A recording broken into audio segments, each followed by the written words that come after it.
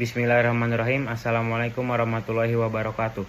Perkenalkan, nama saya Irsat Almorena, NIM 55512404149. Kelas E Manajemen semester 2. Di sini saya akan menjelaskan materi komunikasi bisnis tentang negosiasi bisnis. Oke, bisa disimak ya teman-teman, dan juga kita langsung masuk ke latar belakang. Dalam dunia modern, negosiasi bisa sering dikaitkan dengan hubungan, kesepakatan, dan juga keuntungan bersama. Tetapi ketika kita berbicara tentang pada zaman dahulu, pada zaman prasejarah, negosiasi sering dilakukan untuk bertahan hidup. Jadi awal negosiasi itu dilakukan manusia untuk bertahan hidup. Pada zaman Yunani kuno muncullah perjanjian tertulis pertama, yaitu perjanjian antara Mesir dan Hittite pada tahun 1259 Masehi.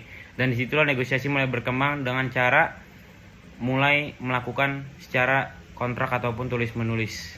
Pada abad pertengahan, perdagangan pun semakin membesar, dan semua itu mengharuskan negosiasi juga ikut berkembang. Dan juga pada ranah politik juga sering melakukan negosiasi, seperti negosiasi diplomasi antara pernikahan ataupun pembagian wilayah dan sebagainya.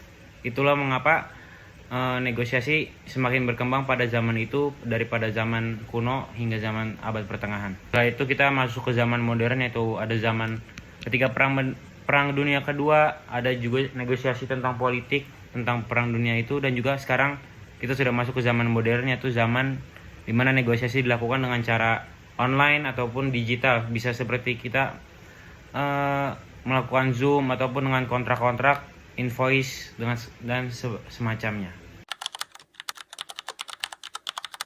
Apa itu negosiasi bisnis? Negosiasi bisnis adalah diskusi antar kedua belah pihak untuk mencapai kesepakatan bersama dan mendapat keuntungan di antara kedua belah pihak tersebut. Nah, negosiasi ini berhubungan dengan skill kita dalam berkomunikasi dan juga persuasi dan juga kompromi antara kedua belah pihak.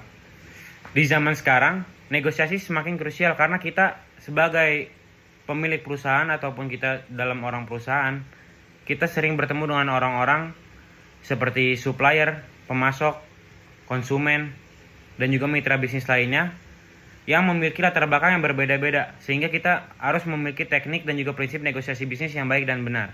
Tujuan negosiasi bisnis sudah pasti yang pertama adalah keuntungan.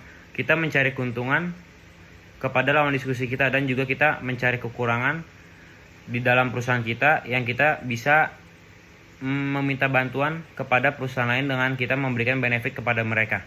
Yang kedua adalah hubungan. Kita membangun hubungan untuk mempererat dan juga memperkuat fondasi perusahaan kita agar kita bisa bertahan sustain sebagai perusahaan yang kuat di suatu tempat ataupun suatu negara. Dan yang ketiga itu adalah solusi. Dengan negosiasi kita bisa mendapatkan solusi dan juga bisa memberikan solusi kepada lawan diskusi kita. Seperti itu. Jenis-jenis negosiasi. Negosiasi dibagi menjadi 3, yaitu ada win-lose, win-win, dan juga win multi pihak. Yang pertama adalah win-lose, win dan lose. Jadi di salah satu pihak itu mereka mendapat keuntungan dari negosiasi, dan yang satunya lagi kurang mencapai keberhasilan negosiasi mereka. Contohnya seperti kita pembeli dan penjual. Pembeli menawar harga, yaitu bernegosiasi harga kepada penjual. Penjual di situ mungkin walaupun dia setuju, tapi dia di situ hitungannya kalah karena dia mengikhlaskan harga aslinya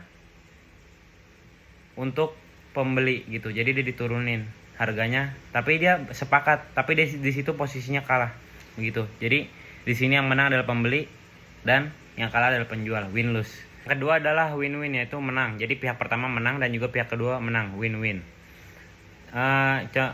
Jadi di sini tuh sebagai pihak pertama kita menang, kita berhasil mendapatkan keuntungan dari negosiasi tersebut, dan juga pihak kedua juga merasa diuntungkan terhadap negosiasi yang kita berikan. Contohnya gini, misalnya kita punya di suatu negara dia adalah penghasil beras, dan di satu negara lain dia penghasil besi. Nah, tapi yang punya beras ini dia nggak bisa ngasilin besi. Nah, sebaliknya juga negara yang satunya lagi juga sama kayak gitu, nggak bisa ngasilin beras. Nah, di situ terjadilah negosiasi Jadi kalau negara satu memberikan beras, negara keduanya memberikan besi. Jadi sama-sama menguntungkan di situ, sama-sama mengisi kekurangan antar negara. Di situ kita jadinya menang dua-duanya. Negosiasi yang ketiga itu adalah negosiasi multi pihak, yaitu negosiasi yang lumayan kompleks karena di sini negosiasinya itu tidak selalu berhubungan antara dua pihak, bisa juga lebih dari 2 atau 3 yang memiliki kepentingan yang sama-sama berbeda. Seperti itu. Memahami gaya negosiasi yang berbeda. Jadi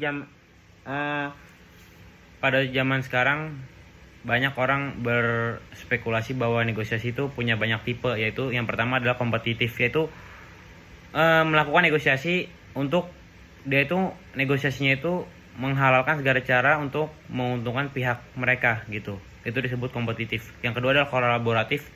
Mereka berusaha mencari keputusan yang saling menguntungkan antara kedua belah pihak. Di situ namanya kolaboratif. Dan yang ketiga adalah akomodatif, yaitu pihak pertama memikirkan keuntungan pihak lain terlebih dahulu. Jadi dia itu lebih mementingkan pihak kedua.